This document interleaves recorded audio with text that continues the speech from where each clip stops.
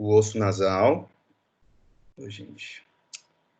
Agora, o meu aqui que tá travando. Cara, que jossa. Peraí. Não desiste não, gente. Tá. Você tem o osso nasal, a cartilagem lateral superior, a cartilagem lateral inferior, e elas vão ter algumas relações entre si, com alguns ligamentos que a gente vai comentando aqui para frente. Cara, não tá legal aqui. Não passa o slide. Pronto. Então, numa visão sagital, a gente tem algumas estruturas importantes. Então, de novo, o osso nasal, lateral superior, cartilagem alar lateral inferior. A gente vê aqui a projeção ali que é do septo, e aí começa a ver algumas coisas já diferentes. A abertura piriforme, que nada mais é do que a abertura por onde entra a narina, e a crista maxilar e a espinha nasal anterior, que ficam aqui. A abertura piriforme, então, ela tem uma lâmina óssea que vai sair ali do maxilar, né? E as cartilagens, principalmente a cartilagem lateral superior, elas vão entrar ali por baixo desse osso. A mesma coisa acontece com o osso nasal, fazendo esse primeiro terço aqui ósseo e esses 2 terços inferiores cartilaginosos. Então, aquela primeira imagem, né, que a gente tinha de raiz, dorso e ponta, a gente já começa a subdividir essa ponta. Então, a ponta, ela tem algumas estruturas, que a gente tem aqui esse supratip, que em alguns narizes a gente não vai ter ele bem delimitado, quando for um nariz de tensão, mas essa curvinha que fica depois da bulbosidade da ponta em direção ao dorso. Ela existe por causa das cartilagens laterais e superiores e inferiores, quando elas, na relação entre elas, você tem angulações diferentes formando esse pequeno ângulo. E você tem aqui embaixo, continuando ali o septo, dividindo o nariz ali na linha média, você tem a columela. E aqui você também vai ter outros pontos que vão redividir. Isso aqui é uma imagem de um atlas que mostra, então, numa figura, e não numa foto, e não num desenho. Então, você tem alguns pontos chaves para a gente conseguir fazer a avaliação nasal, né?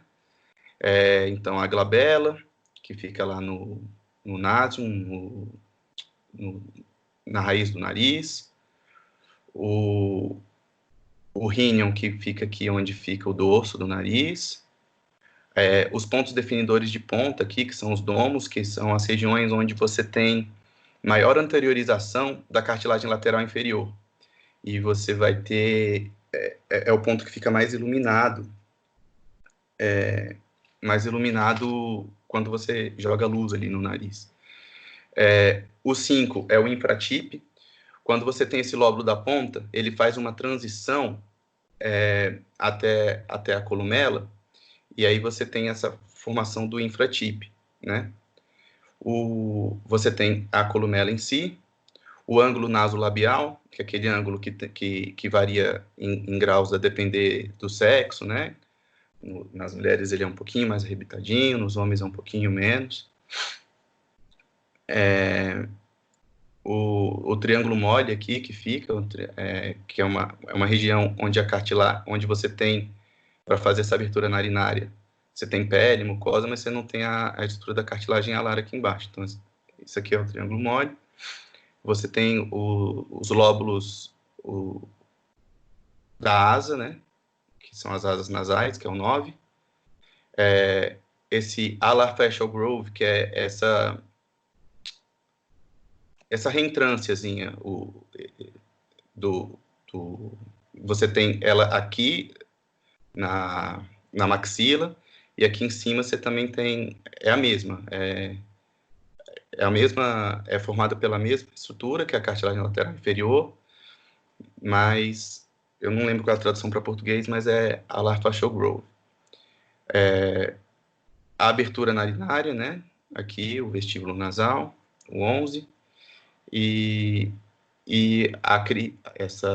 essa crista supralar, que é onde você tem as cartilagens alares aqui, elas vão interagir, elas vão se unir na maxila com as sesamoides aqui no cantinho e vão fazer uma reentrância, e aí você forma esse supralar crease aí. Agora, olhando na visão no sagital, mesma coisa que a gente já viu. Glabela, násium, rínion, supratip, o tip defining point, que é o domus, o infratip, o triângulo mole,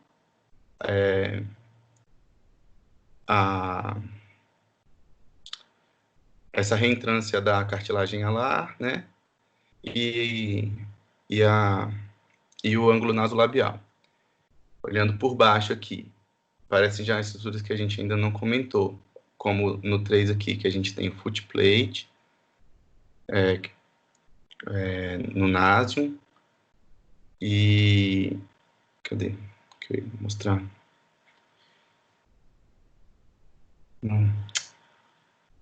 Aqui, ó, o 3, que é o foot plate, que é formado pela união das cruzes mediais, o triângulo mole visto por baixo, uma curvatura aqui da cartilagem lateral inferior, que eu vou comentar mais para frente, é responsável pela formação da válvula nasal externa, a abertura nasal, né, o escudo nasal, e aqui aquela reentrância que a gente já mostrou nas outras fotos. Por dentro, então, o que a gente tem, né, saindo ali da pirâmide nasal? A gente tem a estrutura principal e líquido septo, que tem muita importância para a rinoplastia por causa da função estrutural e da confecção de enxertos que ela vai possibilitar para a gente. Então, a gente tem a cartilagem quadrangular, que é a parte cartilaginosa do septo, e ela também é formada, então, por dois outros ossos, que é a lâmina perpendicular do etmoide e o vômer. Tanto o vômer quanto a cartilagem quadrangular, eles vão... eles têm uma relação com a crista maxilar aqui embaixo, que é esse ossinho. E aqui, na união entre a parte óssea né, da lâmina perpendicular do etmoide com a cartilagem quadrangular, mais as laterais inferiores que vão vir aqui, ó, as laterais superiores, né, que vão vir aqui, e o osso nasal, a gente vai ter a formação aqui da área K, que é uma área de sustentação desse teto aqui, né. O septo, ele tem divisões, né, mas o que tem mais importância para a gente é a gente saber que existe um septo caudal e o restante do septo, porque o septo caudal, ele tem que essa parte que fica externa à espinha nasal, porque nessa região a gente vai precisar, às vezes, de algumas manobras para conseguir mexer no nariz, tentando preservar, talvez, ali estruturas, na hora de fazer uma estruturação dessa ponta nasal. Então, o Thales já tinha comentado, né, do Diamond Shape e do Tip Defining Points. Então, lembrando que o domus é a região onde você tem maior a iluminação, que coincide com a parte mais anteriorizada aqui das cartilagens laterais inferiores. Então, as cartilagens laterais, elas têm uma divisão em cruz lateral, cruz intermédia e cruz medial. Cara, tá muito ruim isso aqui. E a ponta, ela então tem essa abertura narinária angulada, né, meio ovalada, com esse footplate, com esse pequeno alargamento aqui, que é o footplate, e esse é o formato normal do nariz. Aí a gente tem aqui alguns ângulos, né? O ângulo nasofrontal, o supratip break, que é onde fica o supratip, que é formado ali na transição entre a cartilagem lateral inferior e superior, o domus, que é onde tip define points, o lóbulo, o ângulo lóbulo columelar, que faz a divisão marca o infratip, e o ângulo nasolabial. Gente, não estou conseguindo acessar.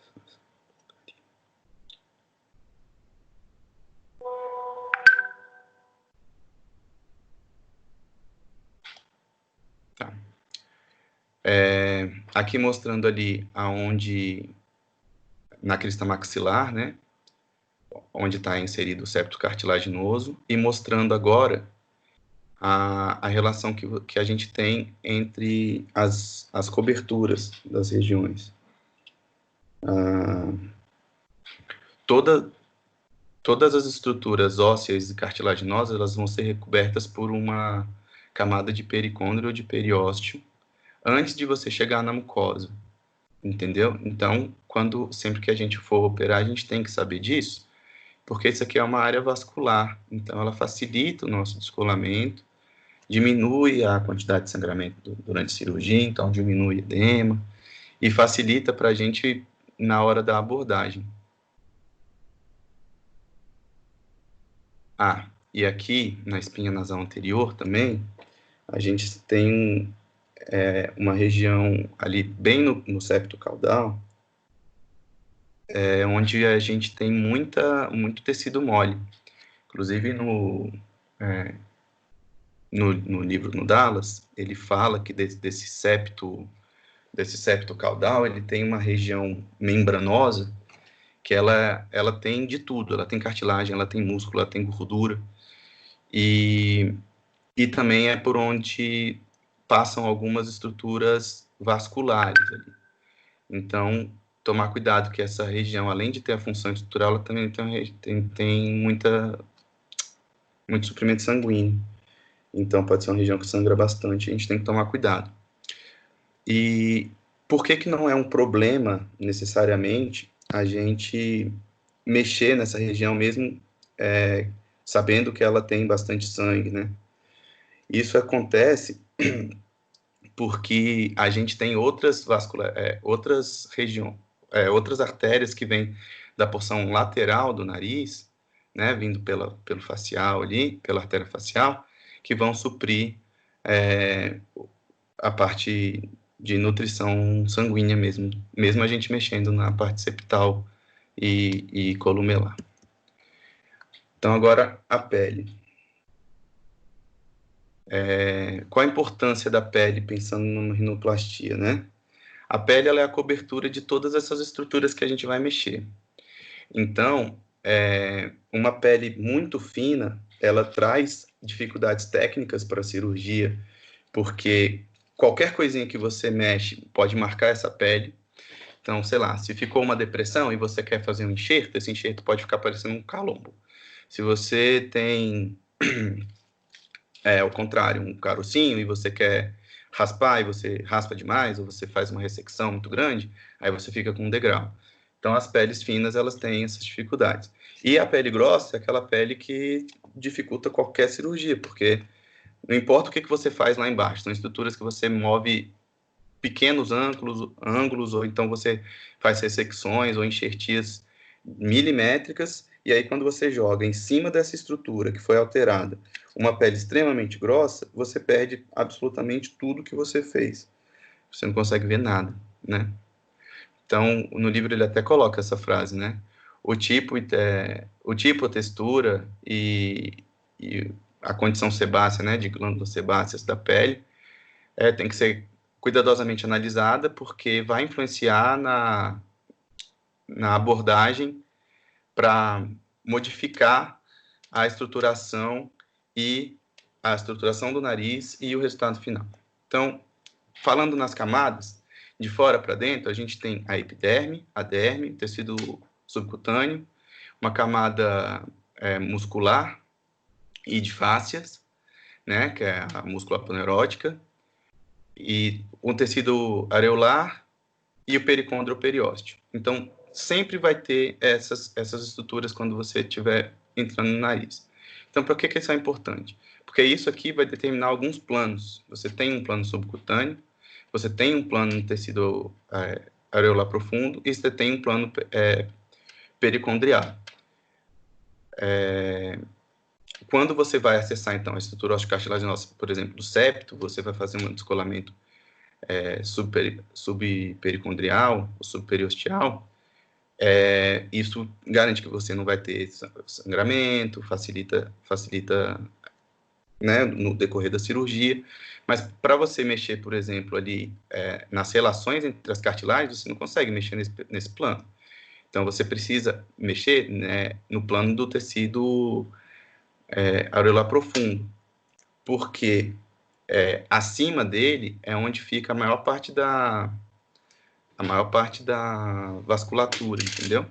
E se você não acessa esse plano de forma correta, você vai ficar futucando numa região onde tem que vai sangrar muito, vai dificultar o retorno venoso depois da sua cirurgia, porque foi alterada ali a parte linfática, a parte venosa, e também tem os riscos ali de hematoma e dessas outras coisas. Atrapalha a sua cirurgia se você não estiver no plano correto. Falando um pouco dos músculos, né? Agora, a musculatura ela é dividida em intrínseca e extrínseca, né?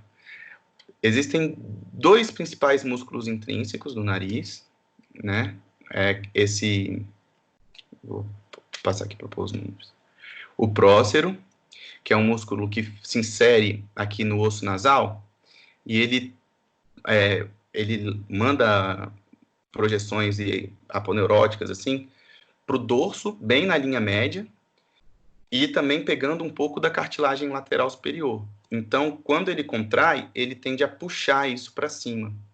Então, ele acaba ajudando um pouquinho, né, até na abertura do nariz, né, na expansão da narina. E você tem o músculo nasal. O músculo nasal, ele se divide ali em duas partes, ele vai formar meio que a parede mesmo do nariz, ele vem por cima da cartilagem lateral superior e se insere da crista maxilar, da crista maxilar não, do processo ascendente da maxila para a linha média. Então, quando ele se contrai, ele também ajuda a levantar um pouquinho. E você tem os músculos que ficam ao redor, né? Principalmente o elevador do lábio e o depressor do septo. Existem outros, né? Orbicular, depois de orbicular, zigomático menor, mas desses aqui, o que tem muita importância, então, é esse elevador do lábio, porque como ele vai mexer, como ele está aqui lateral à cartilagem lateral inferior, ele também participa na movimentação na abertura narinária, né? Na abertura dessa asa nasal. E o depressor do septo, ele pode influenciar na rotação do nariz, em alguns casos. Existem variações anatômicas das mais diversas, mas existem alguns que o músculo, a maior parte deles, você tem uma continuidade, né, como se fosse uma união das fibras musculares desse depressor do septo com o orbicular. E isso pode, em maior ou menor grau, já que eu comentei mais cedo que essa região mais anterior e mais caudal do septo, ela tem tecidos moles, isso pode puxar a ponta e deixar a ponta um pouco caída, entendeu?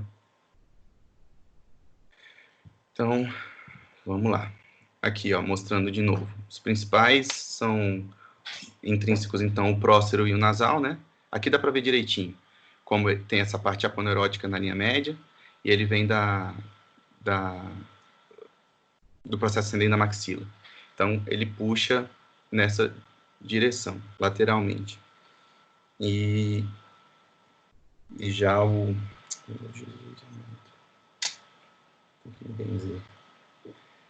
E já o prócero, ele faz esse movimento aqui para cima, né? Os extrínsecos, então, eu tenho o músculo levantador do lábio, que se divide, que é esse aqui, ó, e ele se divide nessa região, nessa parte mais superior à lateral, à lateral inferior, inferior a ela, então, que vai da asa do nariz e do lábio superior. Esse da asa do nariz ajuda a abrir a asa. Tem o zigomático menor, que tem também também influencia no nariz, mas um pouco menos. O depressor do septo nasal, que tem essa importância que eu comentei de baixar a ponta. E o orbicular dos lábios é importante porque, como ele faz essa união com o zigomático, com o depressor do septo, ele pode influenciar também na rotação do nariz. Aqui o que eu comentei. São os tipos diferentes, né? Esse aqui, se eu não me engano, são 60 e poucos %. Ele não... você vê que ele é bem presente, né? Bem forte, e como ele está ligado ali na cruz medial, ele pode baixar esse septo. O tipo 2, você tem uma musculatura incipiente, menor, e ela está inserida no osso. Então, a parte de sorrir, falar, né, de usar o orbicular, não influencia tanto nela. E o tipo 3 é quando esse músculo está praticamente inexistente. Falando um pouco da vascularização, a vascularização é via artéria oftálmica e artéria facial. A oftálmica vai emitir a etimoidal anterior, que vai sair na nasal dorsal. Ela vai para a parede, ela sai da parede lateral da órbita, passa pelo osso nasal e vem em direção à ponta. Também em direção à ponta vai o que vem da artéria facial. A facial, ela vai emitir 2 ramos, o labial superior e o angular. O angular, ele vai dar a volta aqui nessa reentrância da asa nasal, em direção à ponta, caminhando entre as cartilagens laterais, e a angular e a labial superior vai entrar ali pela columela. Então, por isso que não tem problema a gente operar aqui, entendeu? Mesmo que você, quando você vai fazer lá a incisão de RET, vai entrar para escolar o septo, às vezes a gente cauteriza aqui, enfim, porque não dá para ficar isso aqui sangrando. Só que a gente tem outras regiões, outros suprimentos sanguíneos para a ponta também, então não vai ter problema. Agora, falando dos terços nasais, né? O Dallas, ele divide assim nesses nasal vaults, que dá para você traduzir como válvulas, mas dá para você traduzir também como envoltórios ou envelopes nasais. Ele divide o nariz em 3 partes, né? Terço superior, médio e inferior, sendo que esse terço superior é ósseo e os 2 inferiores são cartilaginosos. Basicamente, né? Cartilagem alar e cartilagem triangular. Esses nomes, cartilagem lateral inferior, cartilagem lateral superior e o osso nasal.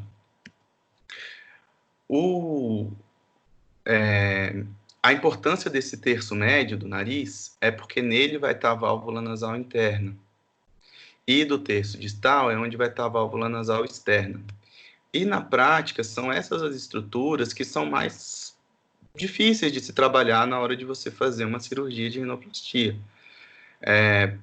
Apesar de serem muito importantes e de terem sua dificuldade técnica na execução, as osteotomias não são a parte mais complicada da cirurgia. E você também não tem muita estrutura óssea para se preocupar. Agora, a parte cartilaginosa, essa pode dar dor de cabeça, sim. Então, a zona, então, da válvula nasal interna, ela vai estar nessa transição entre a lateral inferior e a lateral superior. E a válvula nasal externa, né, um pouco controverso, depende do autor, mas ela é na parte mais externa do nariz, né, então ela tem uma participação na cartilagem lateral inferior apenas. Então, aqui numa visão lateral, dá pra gente... Eu vou comentar.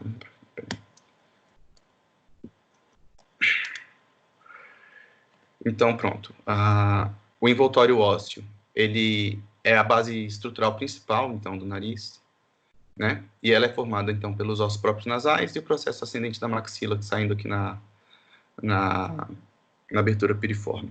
Essa parte mais lateral, né, do processo ascendente da maxila, em algumas pessoas ela vai ser mais ressaltada, em outras pessoas menos, mas a localização é essa.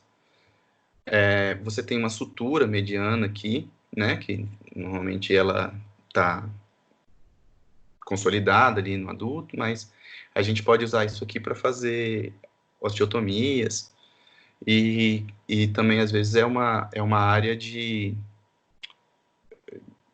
fragilidade, né, por ter uma sutura, e pode apresentar fraturas. Quando você tiver algum afundamento aqui só de um lado do osso nasal, pode ser que tenha feito uma fratura na margem lateral e na parte medial que vem nessa sutura.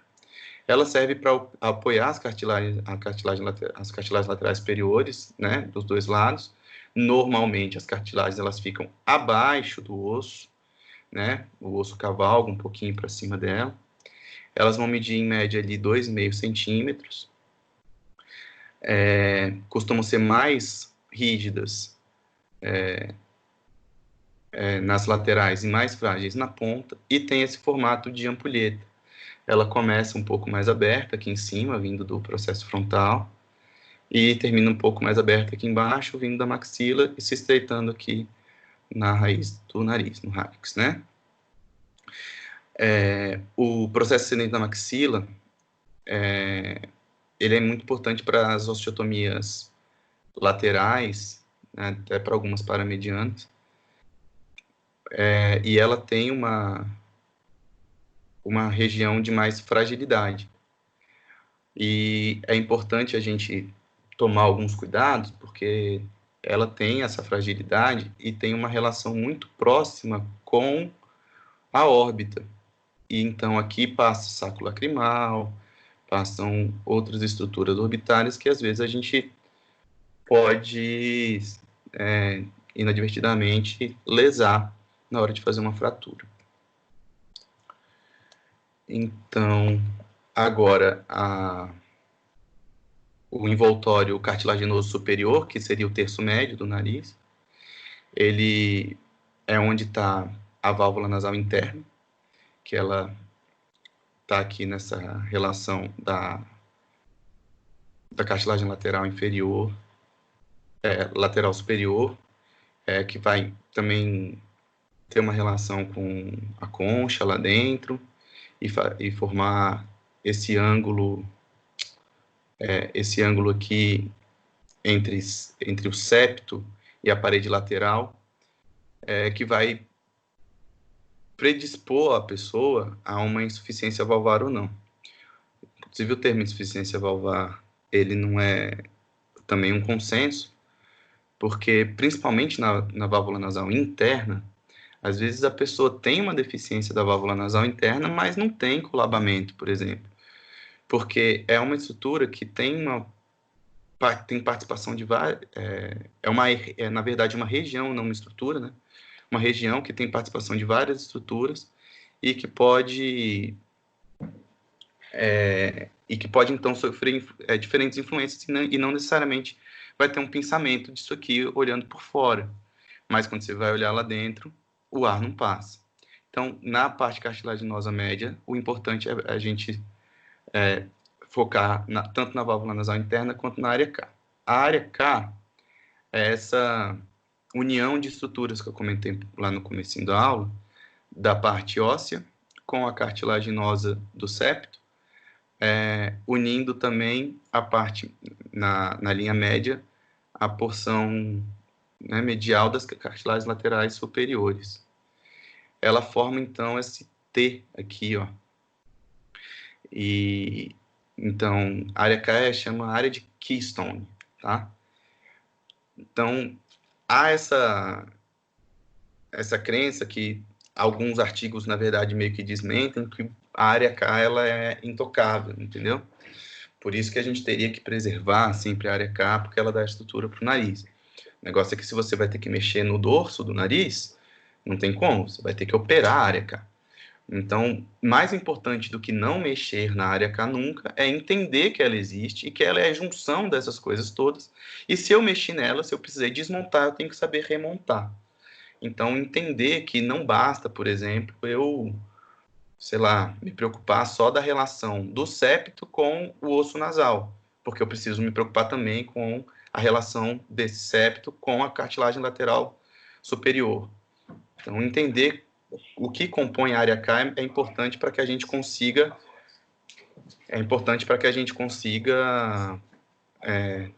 planejar nossas cirurgias.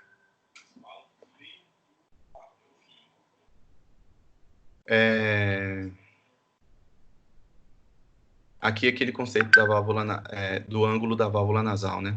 Ele coloca as estruturas da válvula nasal interna, nessa divisão clássica, como sendo o septo, o assoalho nasal, essa borda da concha inferior e a borda caudal da cartilagem lateral superior.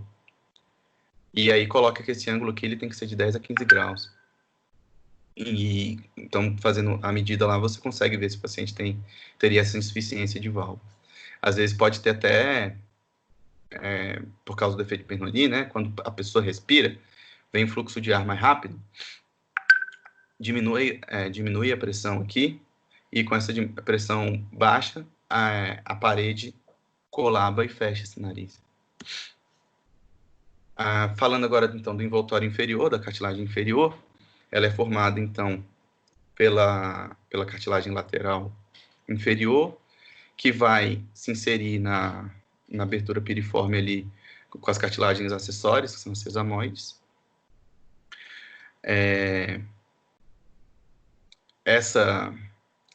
A gente tem que lembrar que isso aqui é uma estrutura tridimensional, então, essa face da cartilagem lateral inferior, ela nem sempre vai estar... Na verdade, ela normalmente não está plana dessa forma. Ela é um pouquinho rotacionada com essa margem aqui apontando para cima e não para o lado, né?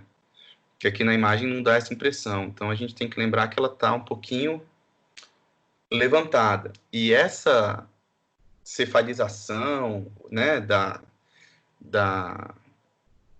cartilagem lateral, ela vai ser responsável por definir essa ponta, deixar o lóbulo da ponta um pouco mais bulboso ou menos bulboso, deixar essa ponta mais fina ou menos fina.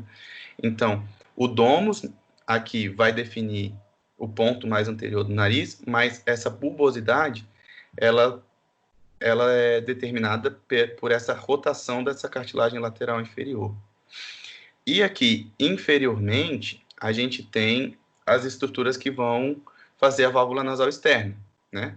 A borda caudal das cruras laterais, o tecido mole da asa nasal, que é aqui, que é aquele triângulo mole que fica aqui, o septo membranoso e esse início da abertura narinária, perto ali da crista maxilar.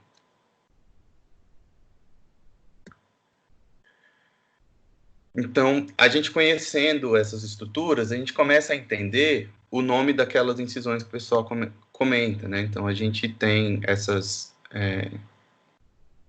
incisão infracartilaginosa, é a incisão, então, que vai vir aqui do septo, passando para a parede da asa nasal, desenhando a cartilagem. Quando você faz uma exposição bem feita, né, você consegue, com a pontinha da tesoura ali, ou então com a parte de trás do bisturi, você consegue sentir aonde tem tecido mole e aonde tem cartilagem.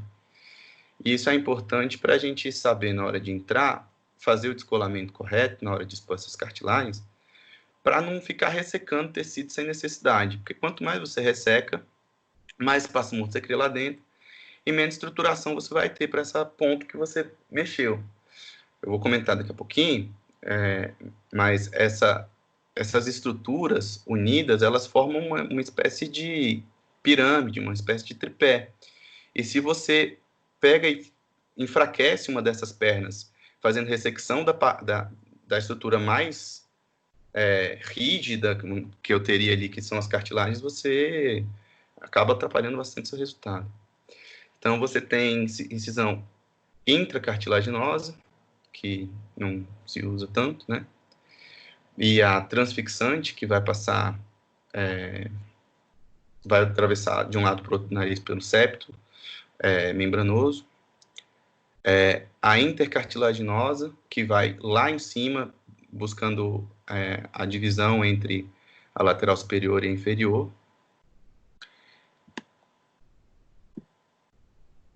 E é isso. As mais importantes são essas. Tem outra estrutura também que a gente tem que é importante saber o nome. Não sei se vocês já ouviram falar, quando a gente faz osteotomia, tem uma regrinha que você tem que fazer high, low, high, né? Porque você precisa desenhar um caminho com uma quinazinha. Isso acontece por quê? Por causa desse triângulo de Webster aqui, ó. Esse triângulo de Webster, ele fica na parte mais inferior do processo ascendente da maxila, e ele serve de estruturação tanto aqui para sesamoides, quanto para musculatura e tecido mole dessa região. Então, às vezes, se eu leso isso aqui, eu perco essa estruturação e eu atrapalho a válvula nasal, pode ser interna quanto externa nessa região aqui, mas normalmente é mais a válvula nasal interna.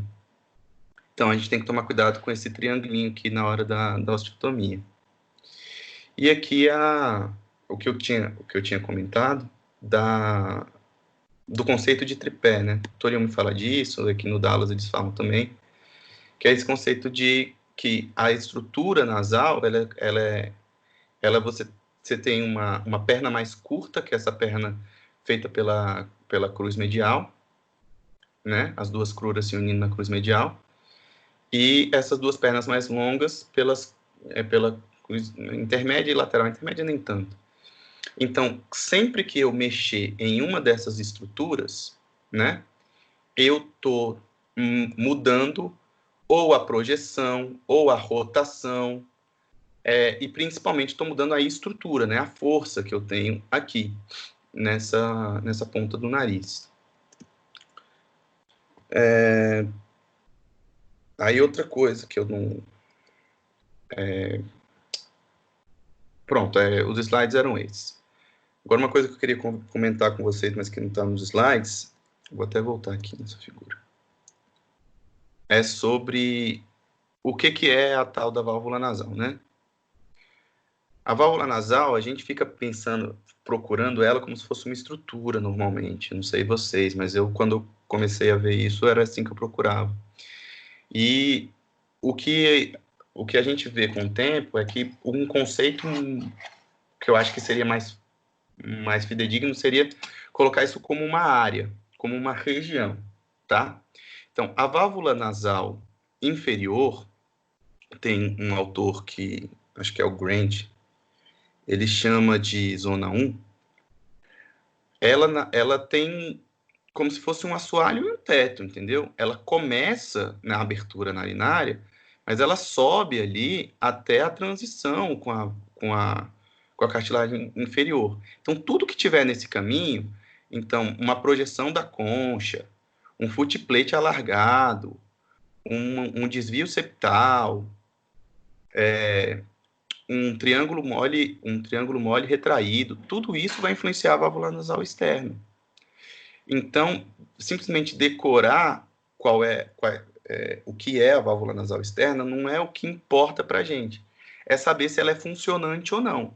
E ela não sendo funcionante, saber quais estruturas participam dela, para a gente conseguir, assim, bolar qual é qual é a correção para aquele problema específico. Se fosse uma estrutura só, tipo, a válvula nasal interna é isso aqui, é essa estrutura aqui. O problema está nela, eu ia corrigir ela. Mas como ela é formada por várias estruturas, é mais importante a gente entender o conceito do que decorar. A mesma coisa serve para a válvula nasal interna. A válvula nasal... Cadê? A válvula nasal interna, ela também, talvez até mais do que a válvula nasal externa, pode ter insuficiências sem ter um colabamento. Então, uma pessoa que tem esse ângulo aqui diminuído porque tem alguma estrutura lateral de concha, ou então a parte teve alguma fratura aqui na parte estrutural do septo, ela pode ter deficiências dessa região aqui por motivos diferentes. Então, na hora que a gente estiver abordando o nariz, saber que aquela região é importante para a respiração. Então, aquelas cartilagens que ficam, aqueles tecidos que ficam entre as cartilagens laterais, as cartilagens acessórias que ficam aqui, o SMAS, né, o tecido subcutâneo que tem aqui nessa região, tudo isso pode influenciar na válvula. E a gente precisa entender esses conceitos de válvula. Eu acho que o que eu tinha para falar era isso. Eu tinha planejado fazer a aula de forma um pouquinho diferente, mas por causa do meu computador que eu não consegui. Eu tinha anotado vários termos que eu queria citar e apontar para vocês, só que eu não consigo acessar os termos e a aula ao mesmo tempo no mesmo computador. Então, estamos aí para tirar qualquer dúvida. Se quiserem que eu mande artigos para vocês com mais detalhes, eu posso mandar também.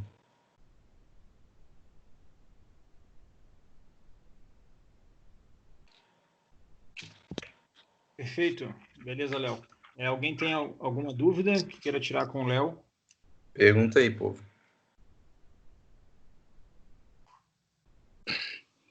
Fala, Léo, tudo bom?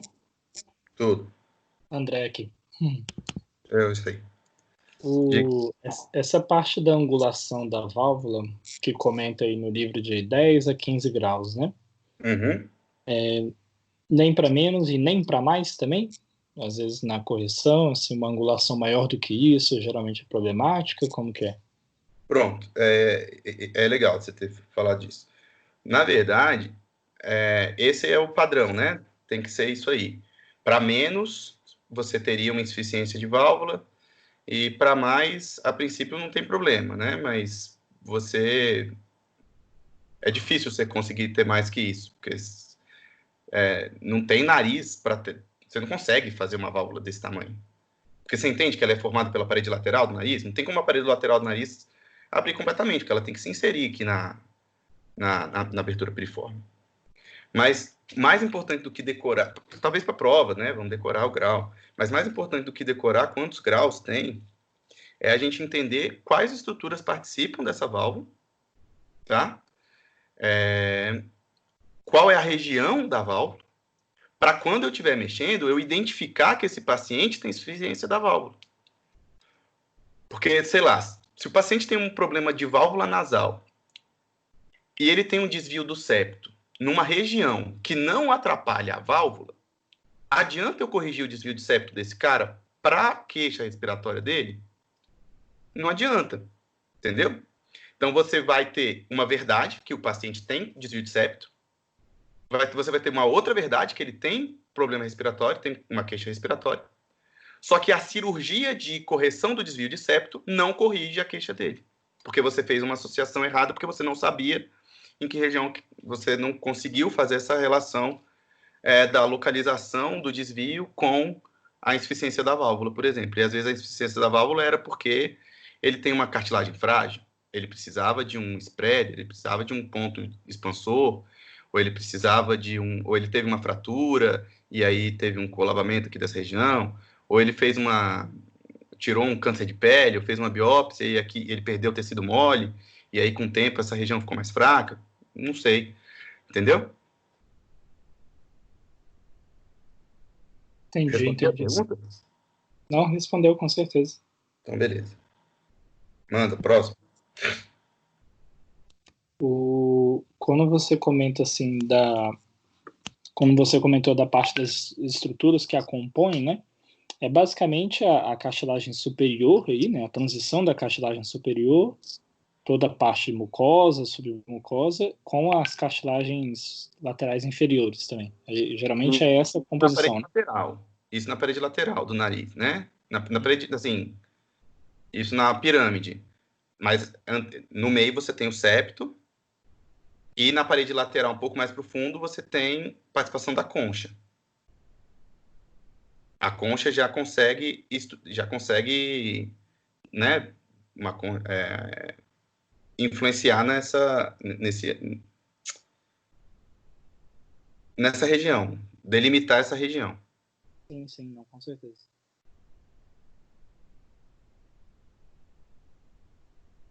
Cara, tinha muita coisa pra falar pra vocês. Podem perguntar, pô. E aí, mais alguma pergunta? Se você quiser explicar melhor essa questão da válvula. Isso. Vou fazer algumas considerações aí, porque, assim, além da aula ser...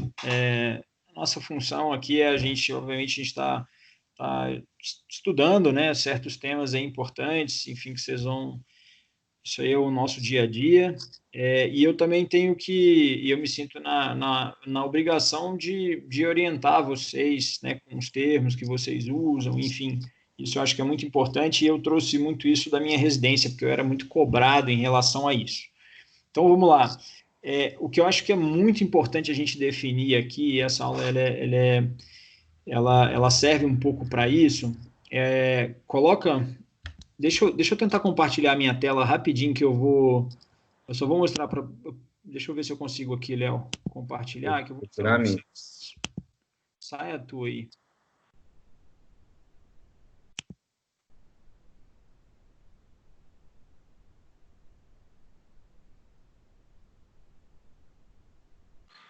Vocês estão vendo a minha tela? Ainda não. Eu tô me vendo. Pronto. Vocês estão vendo a minha tela? Sim. Mas tá com uma coisa na frente. O teu coisa está na frente aqui, não é isso?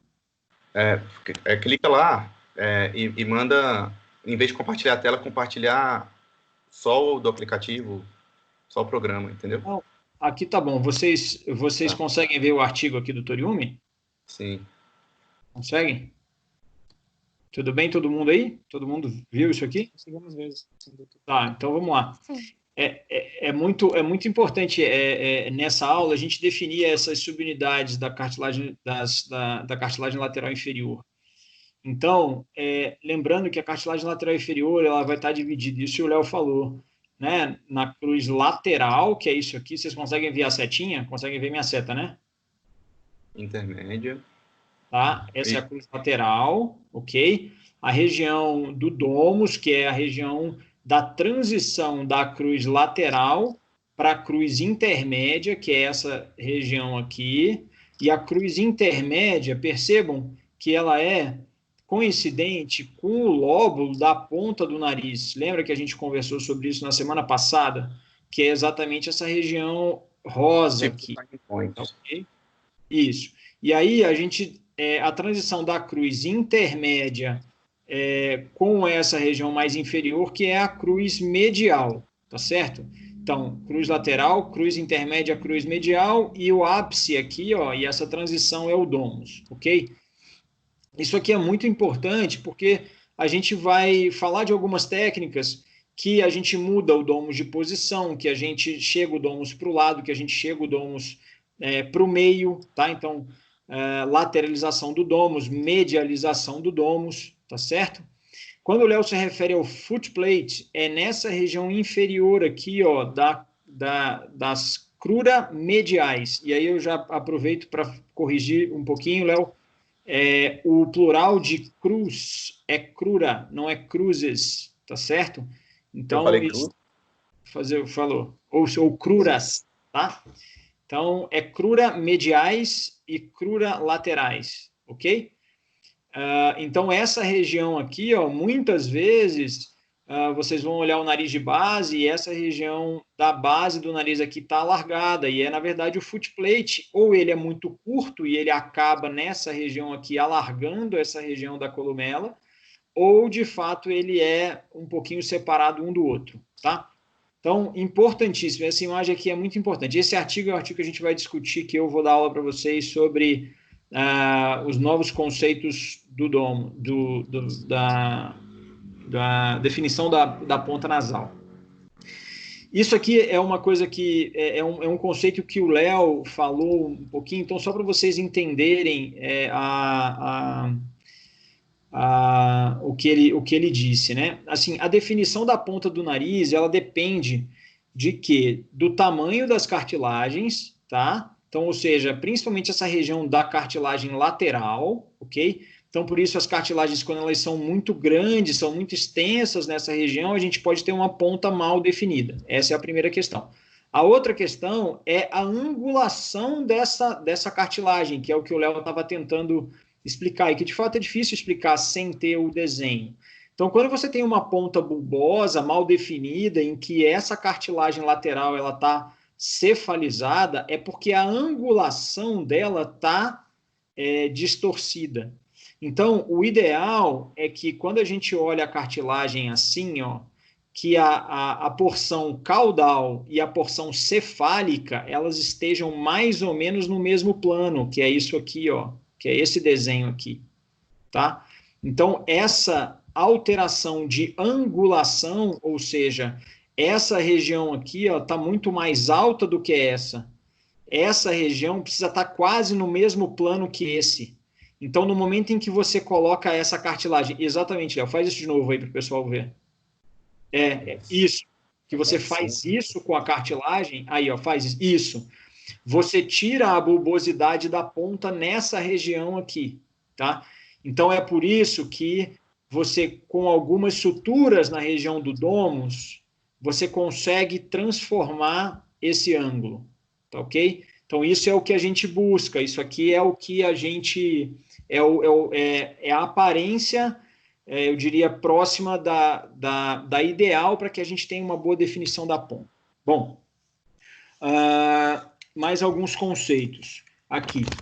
E aí eu vou pedir para vocês tomarem bastante cuidado quando vocês forem conversar entre vocês mesmos, se policiarem, porque assim, quando a gente fala assim, a gente vai mexer no nariz, né, isso durante a minha residência eu fui muito cobrado e eu gosto de passar isso para frente. Não é mexer, a gente não mexe no nariz, a gente manipula o nariz, tá certo? Então isso é a forma, na minha opinião, mais correta da gente, né, falar. Outra coisa, quando a gente for se referir, às vezes, a algumas irregularidades do nariz, Léo, então, assim, por exemplo, calombo, carocinho, isso aí, o ideal é que a gente use termos um pouco mais técnicos, entendeu? Então, algumas irregularidades, algumas proeminências, né? Uma giba residual, entendeu? Então, isso aí é importante que a gente trabalhe com esses termos técnicos sempre, porque isso é muito mais fácil da gente se comunicar e é, de fato, também a forma correta da gente falar. Falando um pouquinho ali dos planos de secção, né? Volta lá, deixa eu tirar minha tela aqui, Léo. Aí você volta à tua aula, só para a gente falar um pouquinho rapidamente. Deixa eu ver se eu consigo... Espera um pouquinho. Aqui. Foi? Espera aí.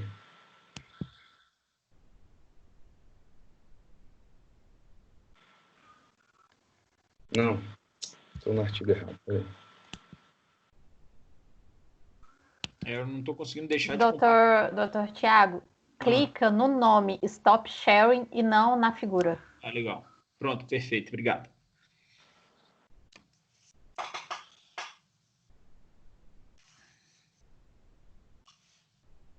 Volta lá, Léo, na parte do artigo, não, na aula mesmo, que a gente fala sobre o...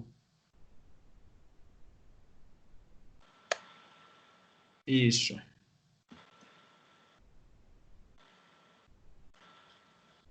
Esses aí. Então, esses planos aí estão todos certinhos, né? Mas, assim, os nossos planos hoje que a gente discute muito em termos de dissecção é o quê? Quando começou essa história de rinoplastia preservadora, o pessoal começou a fazer o descolamento das cartilagens laterais inferiores, das cartilagens laterais superiores, num plano subpericondral, ou seja, achava o pericôndrio da lateral inferior e descolava por baixo dele. Esse é um plano que vocês vão ver algumas pessoas conversando sobre ele, tá? E qual que é a grande dificuldade desse plano? Aliás, qual que é a grande desvantagem desse plano? Primeira desvantagem é que o pericôndrio dá uma certa força a essa cartilagem. Então, só se deve utilizar o plano subpericondral, na minha opinião, nas laterais inferiores, tá? Em peles muito finas. Por quê? Porque você deixa o que está para cima, a pele grudada no pericôndrio. Então, a pele fica um pouco mais grossa, tá? E a cartilagem, obviamente, vai ficar um pouco menos forte e você consegue moldar essa cartilagem melhor. Em peles intermediárias e em peles grossas, isso não deve ser utilizado, tá certo? Então, tem o plano subpericondral e tem o plano suprapericondral, tá? Acima do pericôndrio. Esse plano é o plano que normalmente a gente faz, tá certo? Pelo menos das cartilagens laterais inferiores, ok? Quando a gente passa para o terço médio do nariz, em alguns pacientes é bastante interessante a gente, então, aprofundar e fazer o plano, então, subpericondral, ok? E aí, lá na região do dorso ósseo, do descolamento do dorso ósseo, a gente fazer um plano subperiostal, tá ok? Quando a gente fala em pele grossa, a gente pode trabalhar no SMAS, tá certo? Que é nesse sistema músculo-aponeurótico. Peles grossas têm o subcutâneo e esses mas, às vezes, muito grosso. Então, às vezes, tem alguns colegas que gostam de fazer uma dissecção pelo SMAS, deixando tecido, né, em cima do pericôndrio e depois remover esse tecido. Tá? Por quê? Dessa forma, você tira a força da pele e você torna a pele mais fina, ok? E pele mais fina significa uma melhor definição da ponta do nariz. Beleza? Vamos lá. Vai lá naquele slide, Léo, que você fala sobre as incisões.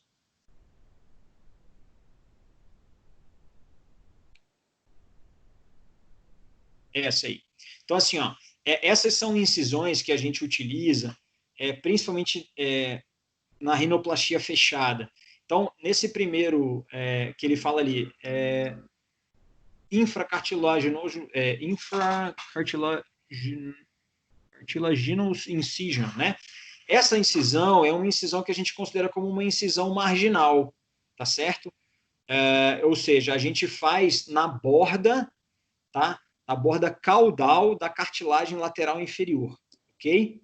Quando a gente fala sobre intracartilaginosa, a gente faz essa incisão no terço, na transição do terço cefálico da lateral inferior, tá certo? Por isso que se você incisar tanto a mucosa dessa região da válvula ali, se você incisar além da mucosa, você incisa a cartilagem junto, ok? E a incisão intercartilaginosa é quando você faz exatamente na transição da lateral inferior para a lateral superior. Tudo bem? Então, isso é muito importante, essa nomenclatura também. Eu não me lembro se a gente vai ter uma aula de acesso. Se não tiver, depois eu passo para vocês isso direitinho com mais detalhe. Tá? Coloca lá na região da válvula, Léo. Você quer do artigo? Do artigo eu acho que está melhor, né? Coloca do artigo. Então, assim, ó, é importante que a gente defina que a gente tem tanto a válvula nasal externa quanto a válvula nasal interna, tá certo? E isso é bastante controverso, dependendo do autor, entendeu? Então, a gente vai ter uma aula só de válvula nasal e de tratamento da válvula da válvula nasal, mas o que eu pedi para o Léo fazer? Era para ele colocar esse conceito, que é um conceito, na verdade, não é esse autor não é o Grant Hamilton, é o Sam Most, que é o colega de Stanford, tá? Ele coloca que ele não considera como uma insuficiência de válvula um termo correto. Na verdade, é uma insuficiência da parede lateral, tá certo? E aí ele define essas duas zonas aí, ó, zona 1 e zona 2, e a zona 1, na verdade, compreende a válvula nasal interna, que é aquele desenho que o Léo mostrou, né, que é o septo nasal, a angulação do septo lá em cima com a cartilagem lateral superior, né? Mais inferiormente a gente tem a cabeça da concha inferior e o assoalho do nariz, tá certo? Então, essa região, classicamente, a gente chama de válvula nasal interna. Eu vi que o André perguntou em relação a essa angulação de 10 a 15 graus, isso é para o nariz caucasiano, tá certo? A gente sabe que o nariz negroide, ele é um nariz que, se você for olhar a válvula nasal dele, ele vai ter uma válvula nasal muito mais aberta. Por quê? Porque o nariz, ele naquela região, ele tem uma angulação diferente, ele tem uma angulação maior, tá certo? Então, se a gente souber as estruturas que compõem a região da válvula, a gente consegue identificar se tem alguma estrutura atrapalhando, né, essa área, que é a área de maior resistência, né, de passagem de ar do nariz, essa região da válvula interna. Já a válvula nasal externa, que ele chama ali, que compreende, na verdade, essa zona 2 dele, né, é a abertura narinária, né? Isso, é a abertura narinária. Coloca aí uma foto, se tem alguma foto.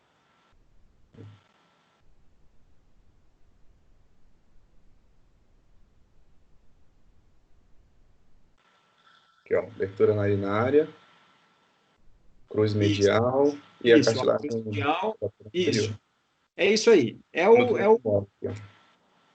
que compõe a narina, tá? A abertura narinária ali. Então é a cruz medial, o teto, né? Ali na região dessa transição, né? Da porção da porção caudal da lateral inferior, e a parede lateral que compõe ali o lóbulo da asa, né? Que tem um tecido mais tem inclusive um tecido um pouquinho gorduroso naquela região ali. E é exatamente nessa região que a gente posiciona, às vezes, alguns enxertos, né, quando a gente tem um mau posicionamento da lateral inferior e que ela fica, que ela deixa de compor essa região da narinária, é que a gente coloca os enxertos de rebordo, né, que a gente chama de ala ring, tá certo? O que mais que eu tinha para falar para vocês, Léo? Volta lá na tua aula, Léo, por favor.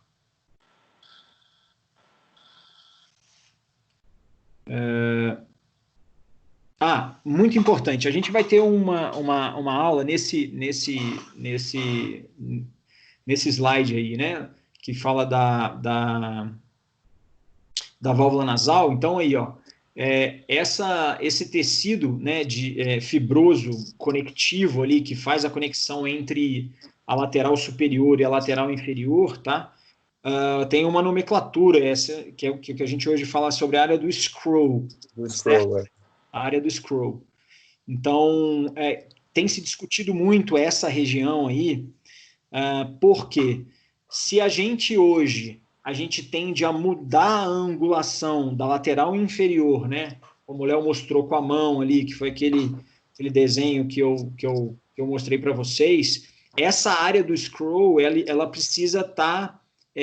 a gente precisa reconstruir ela, tá certo? Porque se a gente muda a angulação da lateral, essa área do scroll, ela também sofre, tá ok? Mostra aquela outra figura, é o último comentário que eu quero fazer, Léo, que tem uma proeminência da porção lateral da cruz lateral, que isso pode gerar uma insuficiência de válvula, que foi o que você falou. Aqui? Do triângulo de Webster?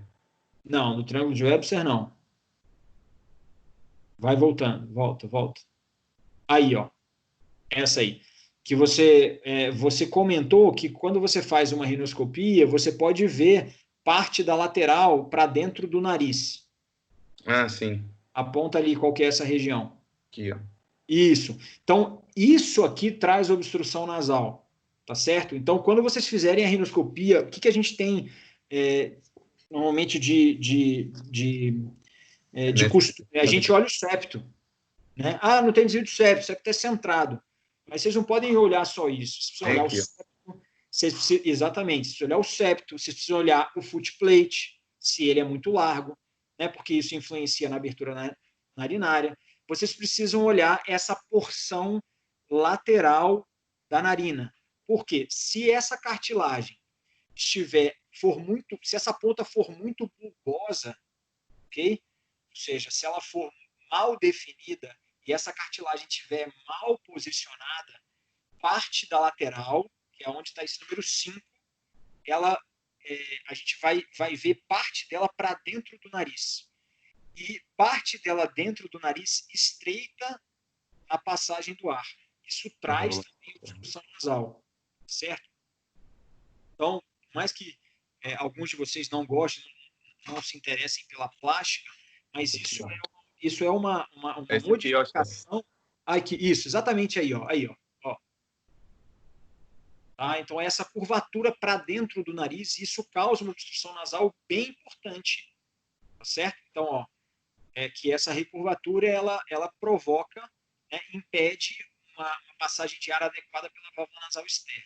Então, isso aqui é porque a ponta lá em cima, Léo, para mim, ó, ela tá bulbosa. Olha ali como é que essa porção superior vai mais pro lado, Léo.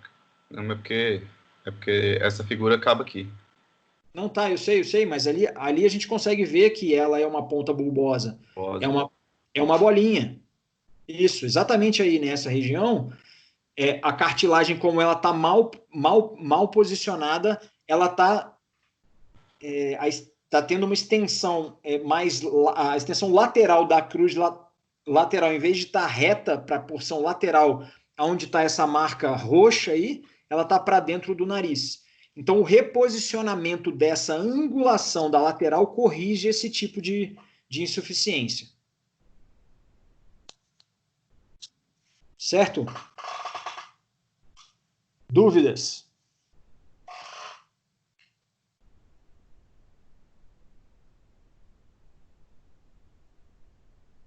Tranquilo?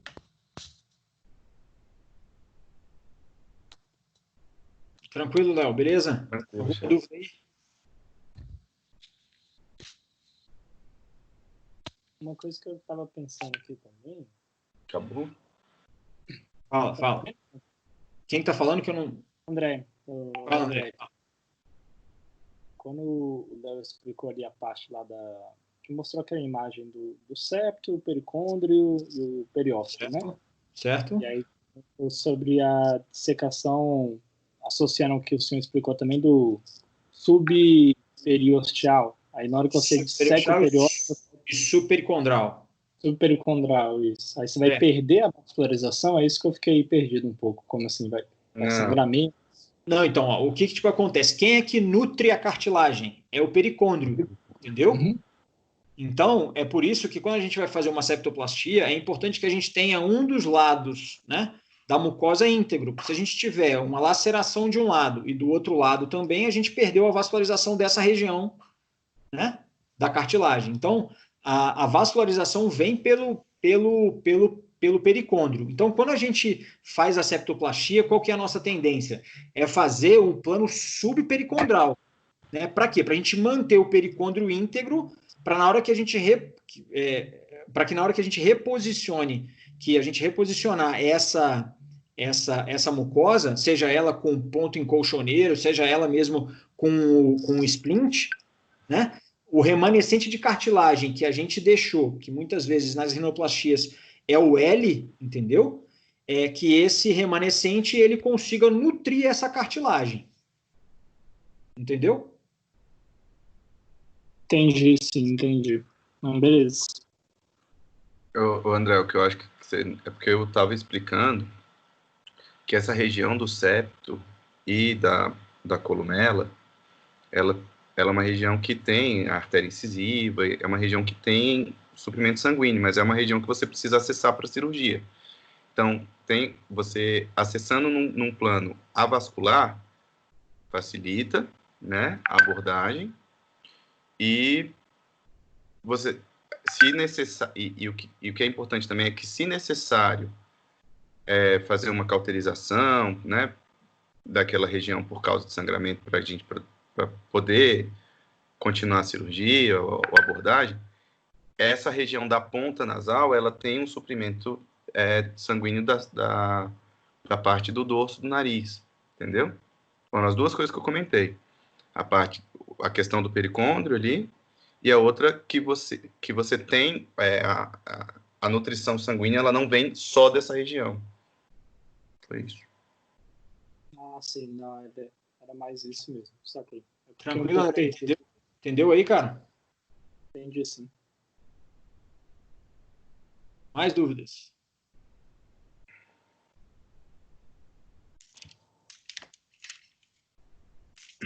Então, acho que é isso. Beleza, Léo. A gente conseguiu aí, né? Eu tinha feito uma lista de termos que eu queria citar. O negócio é que eu não consegui abrir. Na hora que você coloca a tua apresentação aí, some aquelas anotações. Não dá para fazer, cara. Mas tranquilo. Eu não sabia disso. Deu para você passar, né, o recado, os pontos importantes, né? A vascularização, que é muito importante, que é o que permite que a gente faça uma rinoplastia aberta sem ter risco de sofrimento da pele, né? Outra coisa que eu ia falar para vocês, então, já aproveitando esse gancho, né? É que esses planos, tanto supericondral quanto suprapericondral, né? Eles são planos muito seguros em relação à ponta do nariz, porque a vascularização, ela está acima do SMAS. Isso. Se a gente tiver esse plano bastante seguro, por mais que o descolamento seja grande, a gente não tem risco de necrose. As necroses, elas acontecem quando a gente, né, entra num plano errado de dicção ou em rinoplastias terciárias, quaternárias, em que a gente tem muita fibrose naquela região, e aí, quanto mais cirurgia a gente faz, mais a vascularização fica permitida. Então, isso, de fato, pode acontecer. E hoje, como a gente está na era dos fillers, né, dos preenchimentos, aí a gente tem que tomar muito, muito cuidado. Né? Então, isso tem que fazer parte da nossa anamnese, porque a gente sabe que esses preenchimentos nasais, eles podem trazer sofrimento vascular, né? Então, eu, pelo menos, toda vez que eu vou operar um paciente que já fez algum tipo de preenchimento, mesmo que ele não tenha tido nenhum tipo de intercorrência vascular após o preenchimento, eu coloco para ele que ele tem um risco maior de ter sofrimento de pele, porque eu não sei aonde foi feito essa injeção, né? Nem a substância que foi feita. Então, isso pode, sim, na minha opinião, prejudicar um pouquinho a vascularização. Então, isso tem que ser muito bem conversado com o paciente, na minha opinião, antes. Certo? Então é isso, senhores. Beleza. Uma boa noite, tudo de bom aí. A gente se encontra na próxima quarta. Feliz aniversário, Jeff. Obrigado. Obrigado, doutor. Feliz aniversário. Obrigado. Tudo de bom para vocês. Descansem e se cuidem. Igualmente, boa noite. Valeu, boa noite.